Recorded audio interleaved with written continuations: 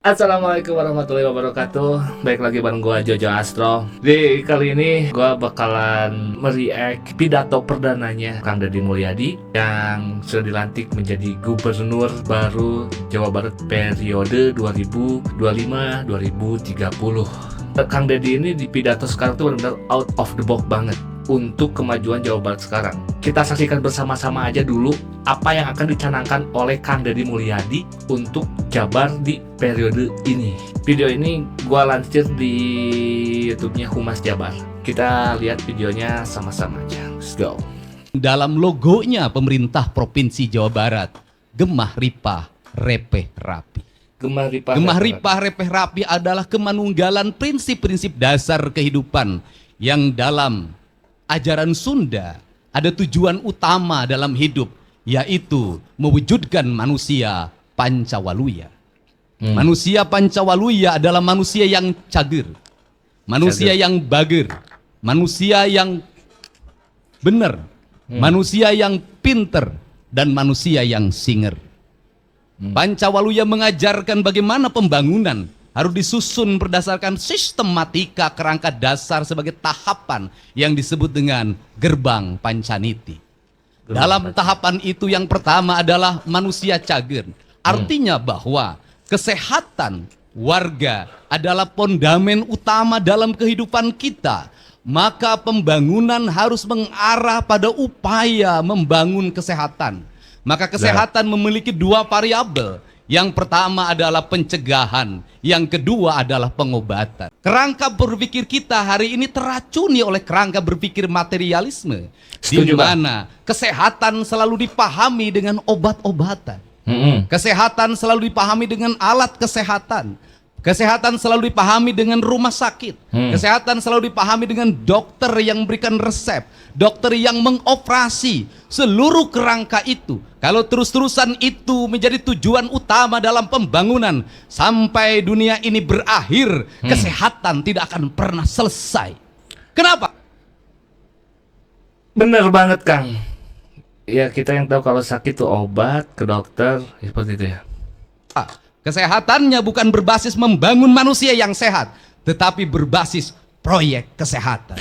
Berbasis masyarakat harus sakit dan harus pergi ke dokter, tapi bukan menyehatkan masyarakatnya. Bener, Rey. Berbasis bisnis kesehatan. Kalau kesehatan sudah menjadi proyek kesehatan dan bisnis kesehatan, maka Pancasila yang kita agung-agungkan sudah terdegradasi dalam materialisme, di mana manusia boleh mengeksploitasi orang lain demi kapitalisasi yang dimilikinya, di mana manusia boleh memiskinkan orang lain demi perusahaannya mendapat keuntungan. Kalau kita konsisten pada konsep Pancasila, kalau pada konsep silih asa, silih asi, silih asuh, maka kesehatan bukan hanya pengobatan, tapi kesehatan membangun manusia yang sehat, dimulai dari pola hidup yang sehat. Betul, Kang. Karena sakit di negeri ini adalah suatu hal yang akan menjadi mahal. Karena kita harus pergi ke dokter, dan biaya dokter itu benar-benar mahal. Mahal sekali. Ada BPJS, Bagjo. Percuma, ngantri-ngantri aja lah. Maka pola hidup yang sehat harus dimulai dari mana? Negara harus berkomitmen untuk menciptakan iklim yang sehat, membangun tata ruang yang baik, menjaga mata air, menjaga aliran air, menjaga sanitasi lingkungan, menjaga udaranya, menjaga seluruh alam semestanya dengan konsep papat kalima pancer, dengan konsep tritangtu di buana yang sering saya sampaikan dalam debat-debat terbuka. Karena itulah yang diajarkan oleh leluhur kita, sehingga ketika saya mengatakan bahwa pembangunan di Jawa Barat itu harus kembali pada pembangunan yang berdasarkan asas-asas ajaran leluhur, sesungguhnya bukan klinik, sesungguhnya bukan mistik, tetapi sesungguhnya sebuah pengetahuan metafisika, sebuah pengetahuan tentang alam raya, tentang manusia membangun hubungan dengan alam dan seluruh semestanya, yang disebut dengan kemanunggalan. Itulah konsep asasi tentang jati diri bangsa yang sebenarnya. Bener. Setuju banget kalau kita harus berdampingan dengan alam. Dari hilir ke dari hulu ke hilir ya. ini pemikiran yang benar-benar jarang banget kita dapatin di pemimpin kita. Yang dimana ya jagalah alam namanya orang teh sehat gitu, ibaratnya gitu. Udara bersih, cai bersih. Mantap Kang. Untuk itu turunannya seperti apa? Maka turunannya gunung kudu awian, lengkop kudu balongan, lebak kudu sawahan. Maka merawat alam, membubarkan berbagai bentuk perangkat perusakan terhadap alam adalah komitmen terhadap alam, dan ujungnya adalah komitmen terhadap Tuhan. Benar. Komitmen terhadap Allah Subhanahu wa Ta'ala. Benar. Bagi saya tidak berarti penyembahannya pada Allah kalau tangannya mengeruk kekayaan alam, menghancurkan ekosistem, Benar. menghancurkan ekologi, membuat kerusakan bagi orang lain, melahirkan penderitaan bagi orang lain. Bagi saya, bertuhannya adalah bertuhan kebohongan. Benar bisa. Karena itu komitmennya harus bersama. Maka dalam komitmen bersama itu tadi ditandatangani, saya menyebutnya itu disebut dengan gerakan manunggal. Hanya manusia yang manunggal lah dia akan sehat. Hanya manusia yang manunggal lah dia akan sejahtera. Dan hanya manusia manunggal lah dia adalah manusia yang menyatu dengan seluruh alamnya. Dan kelak ketika dia meninggal, dia akan kembali pada kesucian dirinya, kembali pada Allah sang pemilik dan maha suci dalam hidup. Benar Kang. Perspektif itulah yang harus dibangun dalam kerangka berpikir ideologi pembangunan. Untuk itu, dari sekarang saya minta seluruh konsepsi pembangunan di Jawa Barat harus berdasarkan asas kesehatan. Kir mobil harus asasnya kesehatan. Kir mobil. Menjaga keselamatan penumpangnya, menjaga keselamatan sopirnya, usia kendaraannya, bukan hanya memenuhi perangkat administratif. IMB rumah harus memenuhi asas kesehatan. Bangunan harus memenuhi asas kesehatan. Maka kesehatan adalah piranti rekomendasi bagi seluruh kebijakan pembangunan. Tidak boleh pembangunan bertentangan dengan prinsip-prinsip dasar kesehatan. Kemudian yang kedua adalah upaya kita melakukan pengobatan. Maka seluruh perangkat pemerintah harus segera mengalokasikan pembiayaan, menyediakan puskesmas pembantu di tingkat desa dengan kekuatan layanan yang memadai, menyediakan puskesmas di tingkat kecamatan yang rawat inap dengan kerangka layanan yang memadai, memberikan rumah sakit layanan di setiap kabupaten kota.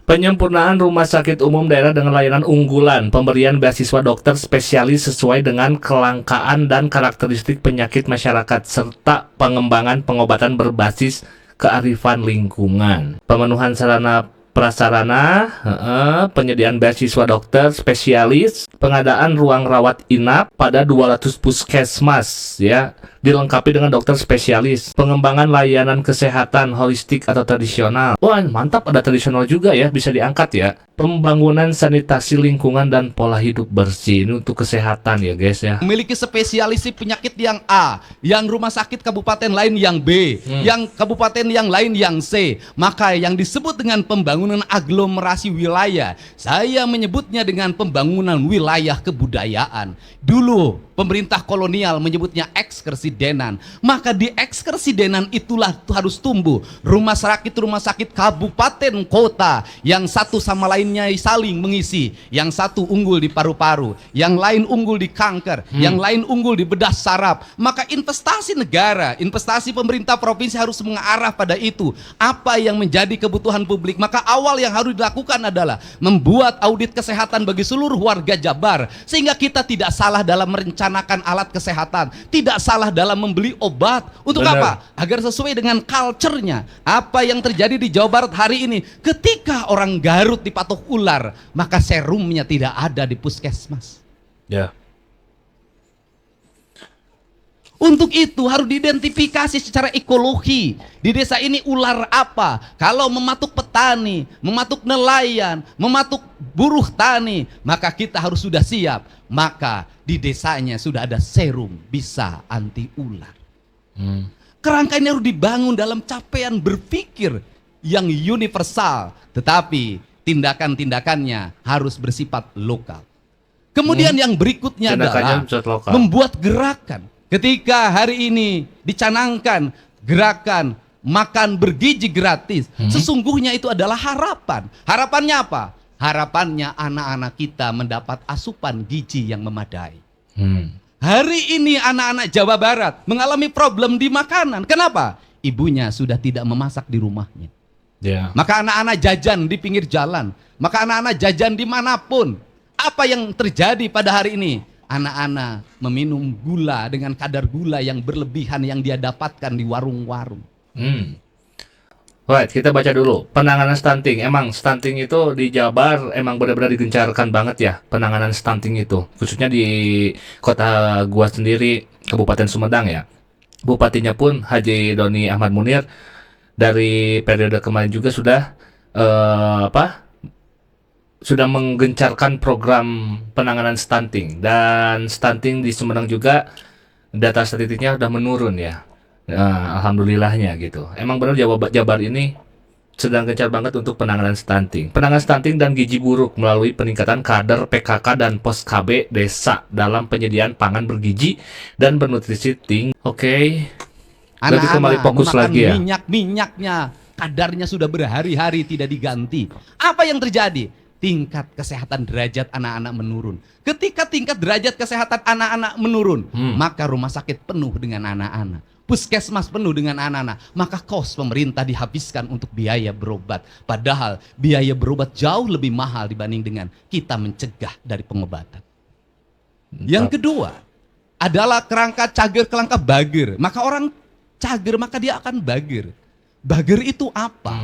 Bager itu dalam kata orang Sunda, yaitu orang yang memiliki kebersihan hati awalnya. Cilik putih celak herang, caang bulan 14, jalan gede sasapuan, tegenek temalekmek balumbang timur narawangan. Maka sifatnya dedehan welasan asihan, nulung kanu butuh nalang kanu susah nganter kanu sieun nyaangan kanu poekeun. Maka kerangka kerja itu harus dibangun dalam sistem pendidikan yang membangun karakter pribadi anak-anak. Anak-anak kita pinter main IT-nya, anak-anak kita pinter berucapnya, tapi hari ini lemah kesabarannya, lemah fisiknya. Dan dalam jangka panjang, kalau ini dibiarkan, maka akan menjadi ancaman masa depan. Saya katakan, tadi malam sudah layak para bupati, wali kota hari ini mengevaluasi anak-anak TK, SD, dan SMP menggunakan perangkat HP dalam kehidupan keseharian. Kalau ingin punya generasi hebat. Untuk membatasi anak-anak bermain handphone atau ya HP lah ya. Karena emang benar-benar sekarang anak-anak kecil itu udah identik dengan handphone ya. Positif negatif sebenarnya, tapi banyaknya negatif. Itu ya.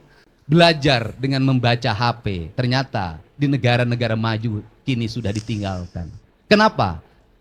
Tidak meninggalkan jejak di dalam pikirannya. Benar. Membaca buku jauh meninggalkan jejak dibanding membaca perangkat digital. Benar sih, Pak. Tetapi di perangkat digital, jejaknya tidak akan pernah hilang. Kemudian, benar, maka orang benar itu apa? Orang yang ucap dan tingkahnya sama. Kalau sudah seperti itu, maka tingkatan yang keempat, pinter. Orang pinter boleh, tetapi kalau dia sudah cager, sudah bager, dan sudah benar. Kenapa? Kalau pinter lebih dulu, dia tidak cager. Profesor tak akan berarti kalau dia kena stroke. Benar. Benar kan, Dedi? Dia pintar, tapi dia tidak benar. Rusak pegang anggaran. Tidak Betul. pernah mengarah pada kepentingan publik. Ya. Habis belanjanya oleh kepentingan-kepentingan yang non publik. Benar. Maka pintar menjadi kekuatan utama. Yang terakhir, orang pintar tak ada arti kalau tidak singer. Dia tidak satset. Dia tidak Tolong, kompek. benernya. Dia tidak bisa mengaplikasikan seluruh perangkatnya dalam kehidupannya. Untuk itu, saya mencoba membangun dua kerangka kerja pembangunan di Jawa Barat. Kerangka kerja yang pertama, di tahun 2025 dan tahun 2026, serta sisa setengah dari 2027. Saya menyebutnya tahun belanja modal. Tahun belanja modal. Tahun belanja modal itu apa? Modalnya dalam bentuk infrastruktur.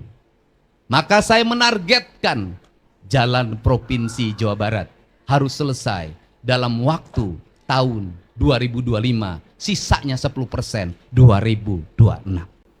Ruang kelas baru sebanyak 3.333 ruang kelas harus selesai pada tahun ini. Sekolah-sekolah yang hari ini tanah-tanahnya masih milik orang lain, bangunannya milik orang lain, harus selesai pada tahun ini.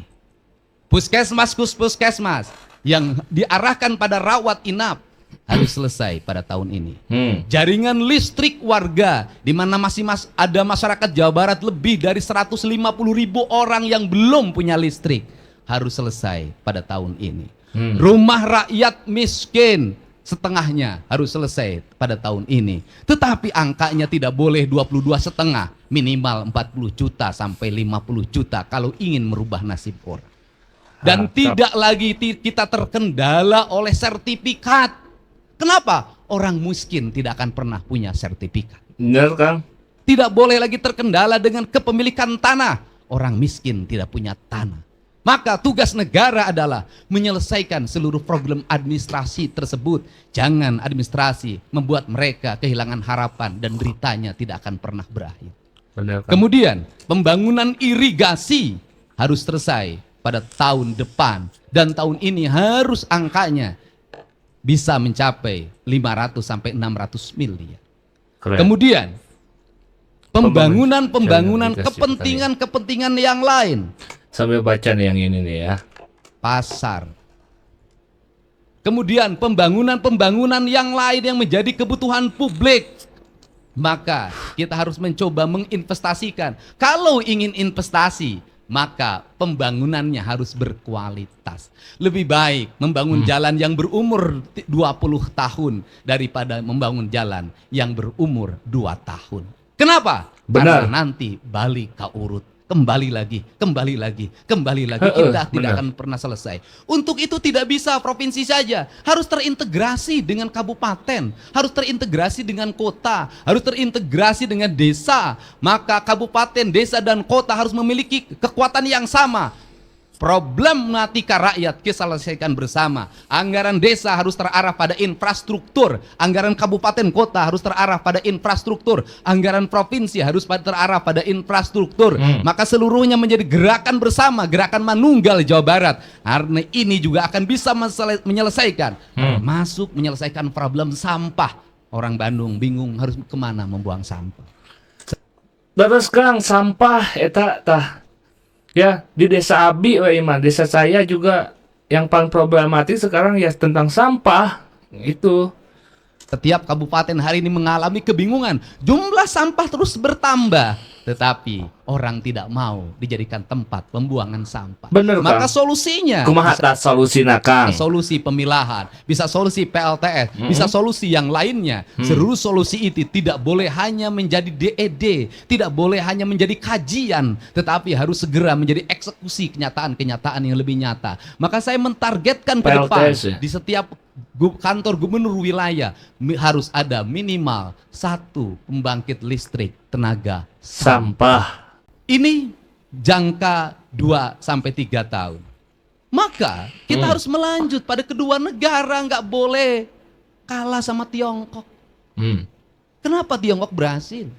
BUMN-nya berhasil membangun infrastruktur. Negaranya menggerakkan investasi, membiayai. Apa yang terjadi? Mereka surplus keuangan. Karena surplus keuangan maka dia mencari negara di mana dia harus berinvestasi agar uangnya berputar lagi. Provinsi Jawa Barat tidak boleh terus-terusan dalam setiap tahun membuang uang seolah-olah uang itu tiap tahun ada dan tugasnya menyerap. Menyerap bukan hanya angka yang diserap, bukan itu. Output, outcome, benefit yang harus dirasakan oleh publik.